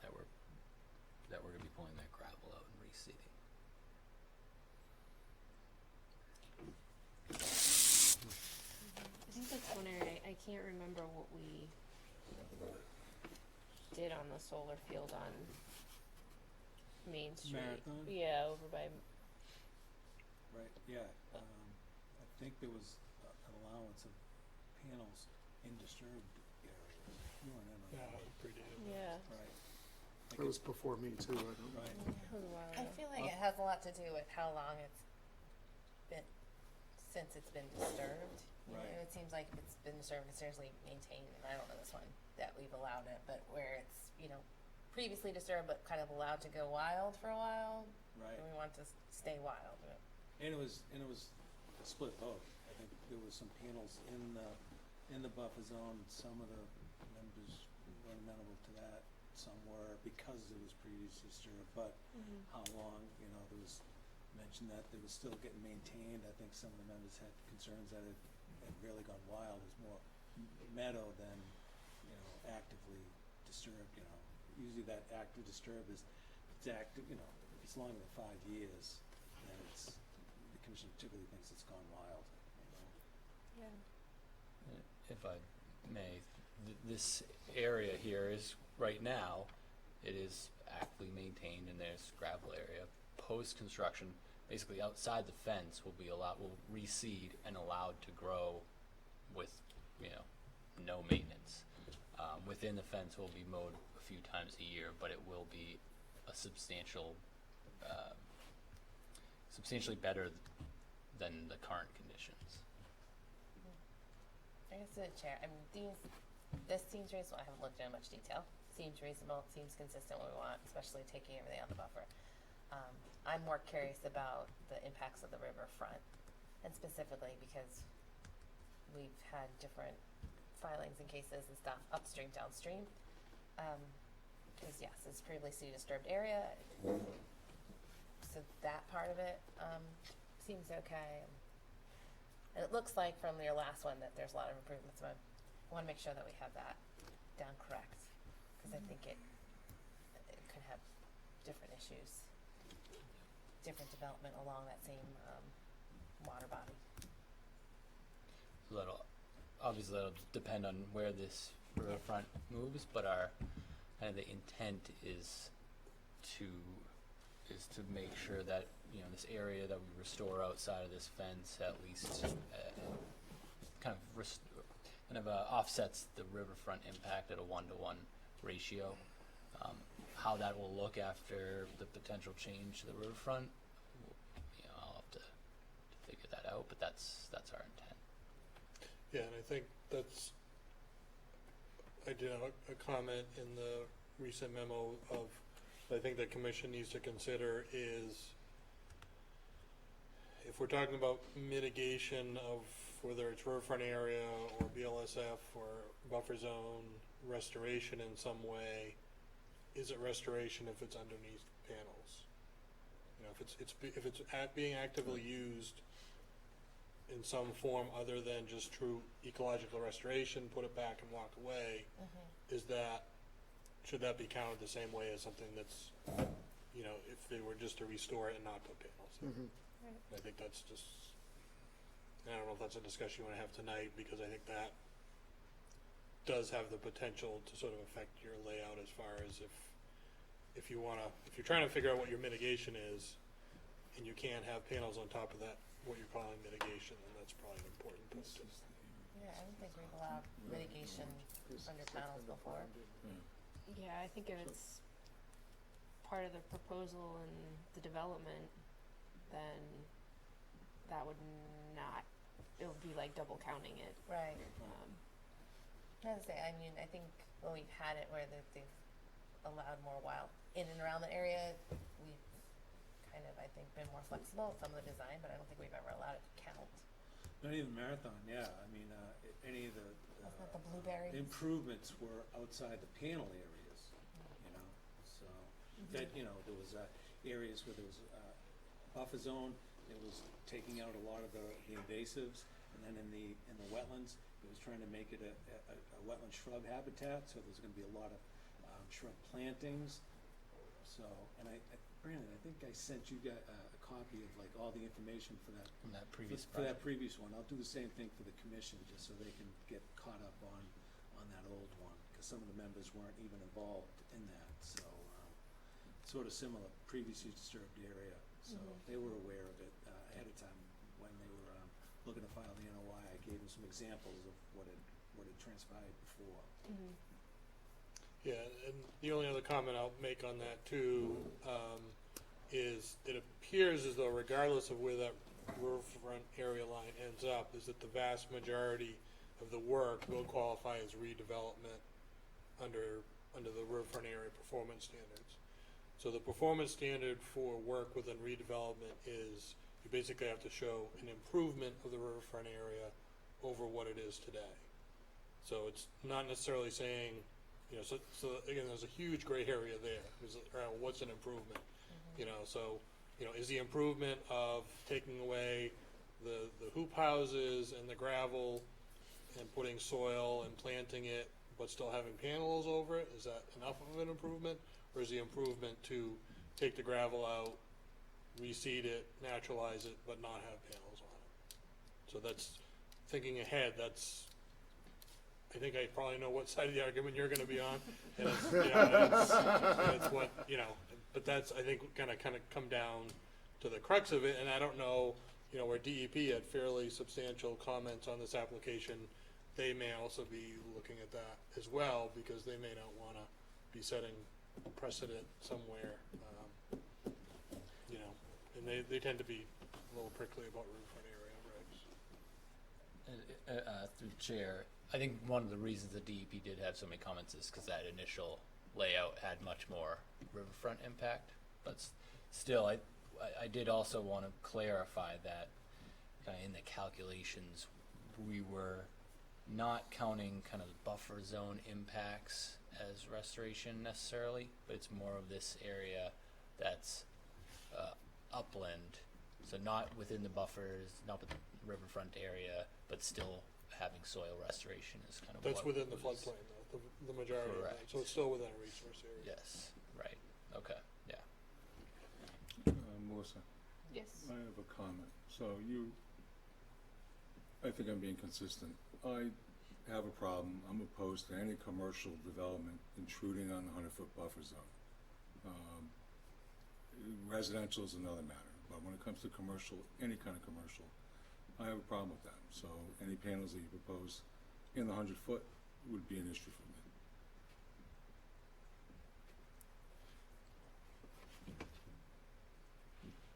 Through the chair, I guess Yeah. what we are looking to do with this is to kind of, our end result would be an improvement to the resource area. So the lease for these projects are 20, 30 years. After that, and again, there's no foundations, it's screwed, augured foundations, so they pull out. So at the end of the day, kind of this area is going to be in a much better state ecologically, hydrologically, than if we just remove, just don't include this area and kind of leave it as is. So that's kind of our. But if you remove the thought. greenhouses, But those and would, just leave it, then that's even better, right? yes, but that's not I mean, we really have a bylaw for a concept, reason, or that's and not really a proposal. We have a bylaw for a reason. When it comes to single-family residential, you have to give a lot sometimes. But when it comes to any commercial, whether it's a building on South Street or this here, seems like we should stick to what our bylaw intent is. That's all. And I think I've been that way with all the other commercial developments in town. But Mhm. Yeah, I think, in my opinion, I'm gonna go back to and look at the marathon project where a lot of, the groundwork was laid for things like this with the solar panels specifically. Because we put a lot of thought into that at the time. So if you're looking for feedback, I would definitely go back to Merit. that one. I'll email Cedar that link Wilson. so you guys get access to all the documents. So, Yeah. end of this meeting, I'll email that out to you. But that was before me. I'm on the fence with the 100. I've been a pretty big stickler with the other solar developments, this being already previously disturbed, but I kind of side with Jim. We have the laws about the buffers for a reason. This is a little different. So anyway, just to be upfront, I'm on the fence right now. I'm a little leery of it, but this is different from the other projects we've seen, so. it's like a bunch of ICBM silos. And you have panels proposed right now up to the 50? Is that, you're outside of the 50 in that area? Yes. Or are you in the 50? We do have some small encroachment. I think a couple posts or screws would fall in the 50 in this current layout. It's still, you filed a variance request under the original plan further back, because the setbacks are 75 foot for the panels, Yes. 50 foot for the limit of work, so you've still got panels inside the 75, hence you still have a variance request. Correct. Yes. And I think that's what the commission members are noting. So, okay, actually, that I would appreciate clarity on that. I guess what specifically, it's the no structure specification of the setback that is an issue, or absolutely nothing within the 100%? I guess if the commission could clarify that for me, I'd appreciate it. Through the chair, Yeah. just just looking back at others, not on this particular one. Anywhere where someone applied to go into an undisturbed, hence a wooded area, and to put panels, basically in that 75 to 100, because the limit of structure was 75, so they're like, yeah, we want to cut down trees, we want to put panels up to 75. This commission said, Right. no, the other one, that there was disturbed area, they where you weren't cutting down trees and you were meeting the setbacks, that's what I East Main Street? Yeah, because I still think they had a variance request for Marathon. I'd have to look at that.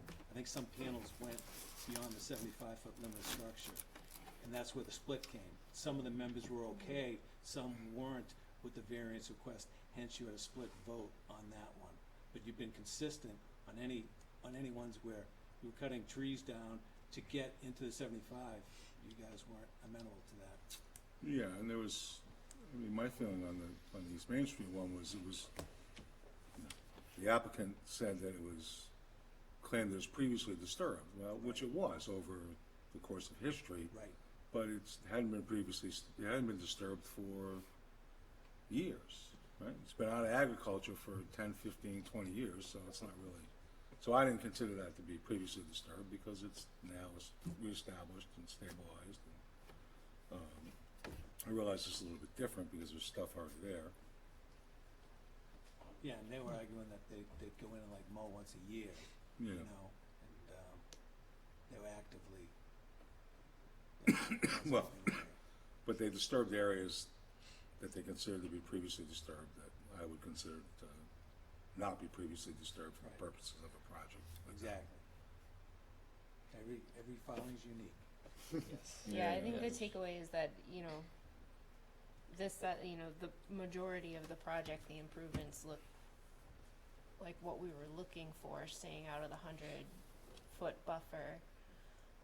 However, you know, that area in the back, even though No, it's not ground. it's previously disturbed, or currently disturbed to an extent, the commission's has mixed feelings, and might wanna take a look at what you can do in that area, to make it Review the more marathon project. In the bylaw, it's discretionary, the 75 to 100 is discretionary. And then they look at it cumulatively, you know, do you have areas outside? Why do you have to go in? So the bylaw gives them great discretion on either approving, conditioning, or denying any project in the buffer zone. Through the chair. yes. So there's a question, so the active gravel pit area that's sort of in the middle there, yeah, so is that gonna remain active? Yes, that's remaining as is. Okay, so it's not like you would potentially have access to put panels in that area? At this, Not at this point, no. That's a borrow pit right now? yeah, Is it really? well, yeah, it's kinda a little of everything, there's all kinds of stuff in there. So on the, we're talking about this area? Yeah. Let me take the femur off. So we're talking this area? Yeah, Is that what you're referencing? That Yeah. larger area? yeah. Is that what you were pointing to on that? On Yeah, that? I think so. So on this plan, I don't know if you wanna use the laser. Just have it. That was given back to me. Yep. That's the only part there. This becomes so. If you wanna point out that area on the plan, or. So there's Cuts in this way, it looks. There's basically this area here and this area here. Those two areas are still to remain as is. We actually did review placing panels in this area, but the terrain makes it really unfeasible. There's a big knob of ledge up there too, right? Yeah.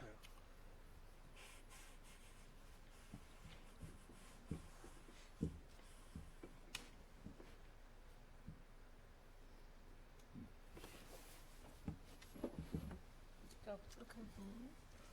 Are there any other questions, or I guess we'll Yeah. try and firm up the wetland in the riverfront area? Yeah. Would a member of, I guess, well, yeah, we could set up a time to establish an Mhm. agreement on the lines, and then we can revise the layout, taking into consideration what we've talked about today in this northern area, and resubmit a layout to the commission. Okay. So what's your timing on a continuation date, which means, October 8th and October 22nd? I suspect October 22nd would be necessary to meet and. What does your availability look like for the next few weeks? I doubt I could get out there next week, but I should be able to get out there the following week. Okay, yeah, so. Yeah, October 22nd, All right. please. Ian? Does that work with your honeymoon? I know, that's Yes, what it I was does. thinking. Because this is a great site to pitch a tent and have a nice camping. It's true, yeah, it's Right not bad out there. Very romantic. Maybe after the first frost of the Yeah, mosquitoes. I was gonna say, after mosquito season, maybe. Yeah. Maybe after mosquito season. I can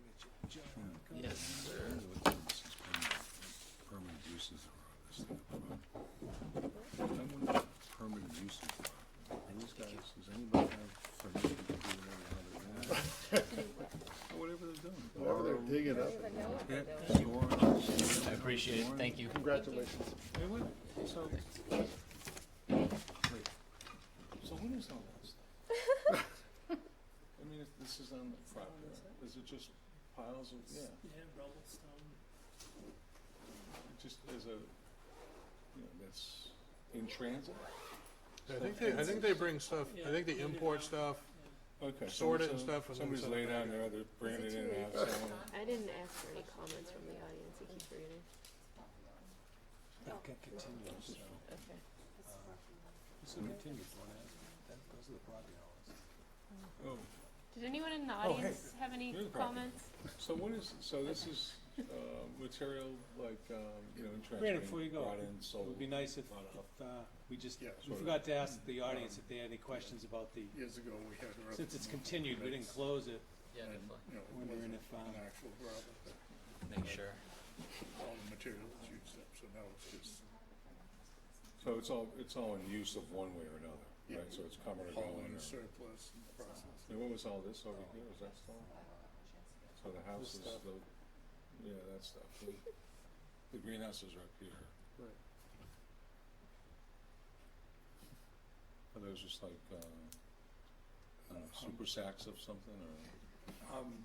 Pallets of stone that. Oh, okay, okay, Yeah, it's New View or Yep. Hopkins Stone and Yep. Garden. It okay.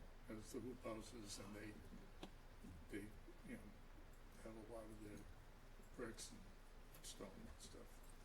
Oh, great. And then part of it, McIntyre, runs a portion and hauls material in and processes it too. All right, good, thank you. I can see that, yeah. Great, thanks.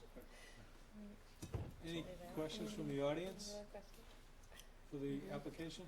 That was a bonus question, I'm sorry. Not on that one. Okay, Sorry. All right. thank you. Also- Great. Have a good night. Yeah. Historical questions for 100. Are you interested in a particular matter on the agenda, Sarah? Not totally. My name's Bob Draper. I'm from Hopkins Sportsman's Association, and I'm not totally familiar with your working, but I noticed that there was a piece in here that related to the 27 Lumber Street that was part of your working session. Yes, that's one of the new applications. That is, at the beginning of the meeting, the commission noted that they had 6 new filings and that they were gonna be opened at the next public hearing. Oh, so another meeting like this, Correct, yep.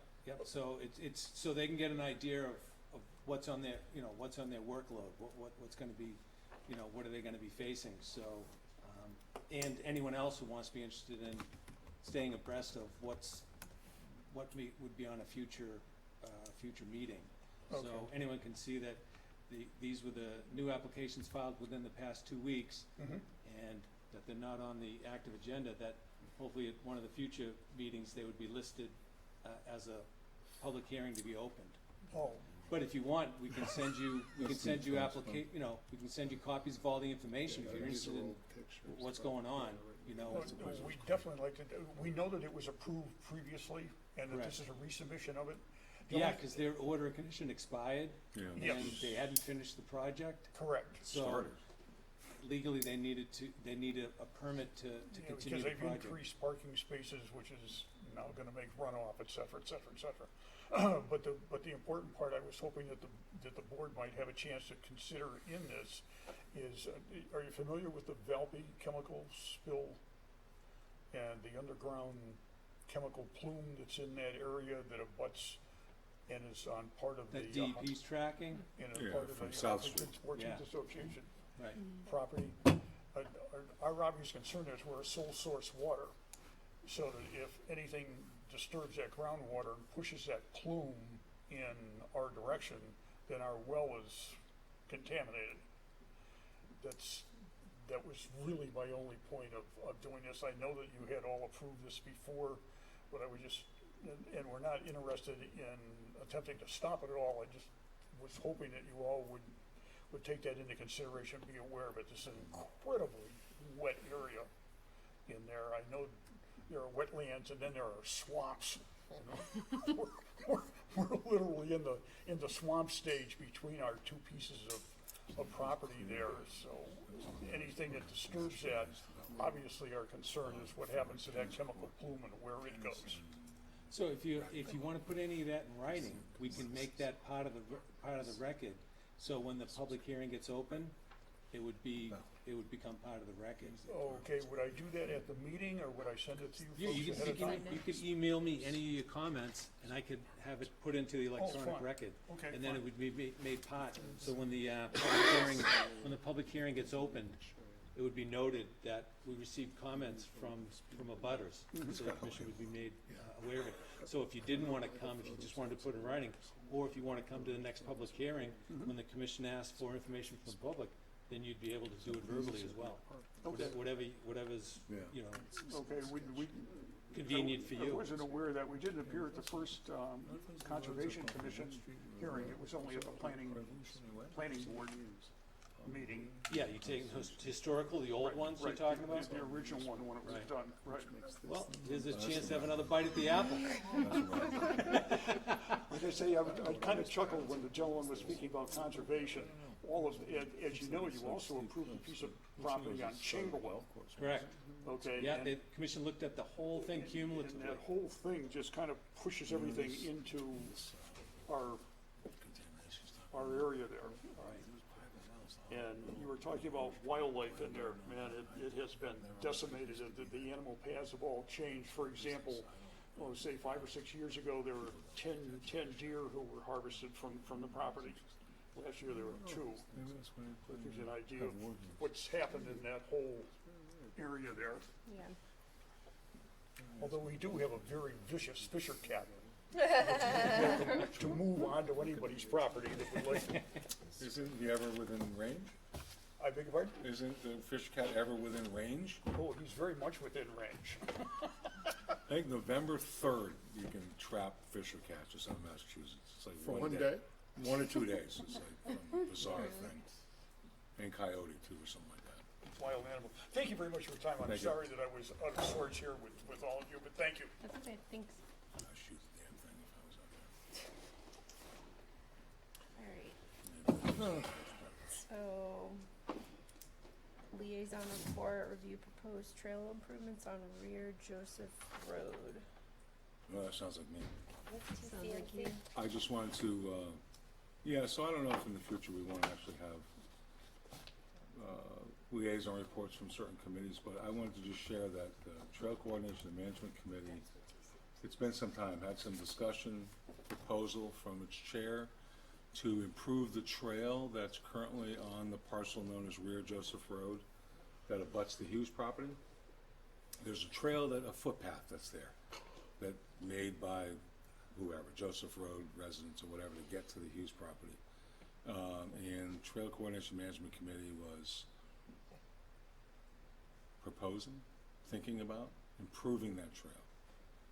So I told them, I'm a member of that committee, that they have to get permission, first of all, to have a trail there, and secondly, a notice of intent to improve the trail if they get permission for it. So just a heads up. So it'd be two things you're pointing out. A, the commission is the manager of this parcel, correct? So And our care, you'd custody, be and putting control. on your town manager's hat, then also you've got resource areas, so then it would be Right. in regard to taking that hat off and putting on your regulatory authority hats. Right. First question. It's like the question about the Boy Scout, so-called Boy Scout loop that came in, where we allowed them to go on. It's first to ask permission of the Conservation Commission, since it's in our care, custody, and control, whether to use that property. Right. And then separately, to improve it's a whole nother matter. So it's something that will come up at some point. I'm surprised it hasn't yet. But we'll just keep an eye out for it. And I may walk it from time to time, just make sure there's no big changes going on. You're doing a great job. I don't know if I would have picked up on all that stuff. Well, as a matter of Continue fact, on. how would you like to be? Continue How on. would you like to be the next liaison? No, you're doing so well. Oh, I forgot. I think that was Pretty good. Never mind. I'm gonna stay on that committee forever. That's awesome. And what's the other one you're on?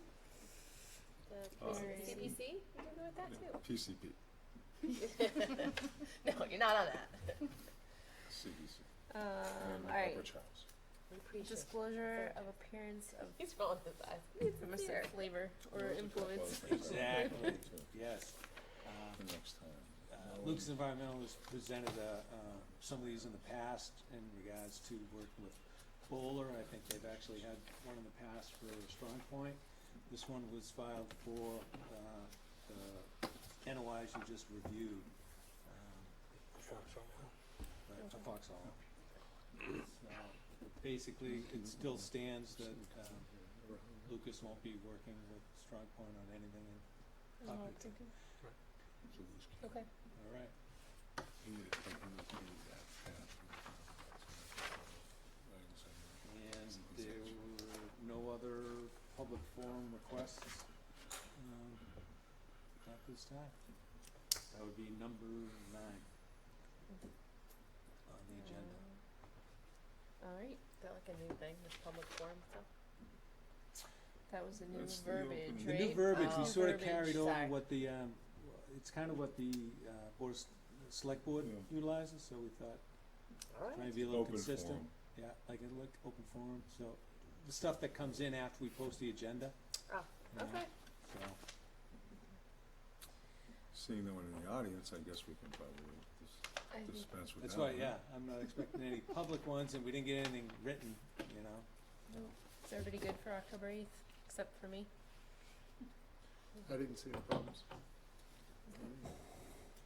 It's about the old golden spoon, the red barn spoon. Yeah, that's a little tips. All right. All right, I think the meeting is adjourned. Yeah, you wanna take a Oh, I gotta vote on that? TV lights Make a motion? Second. All in Okay. favor? All right. Aye. Beautiful. Closing. So,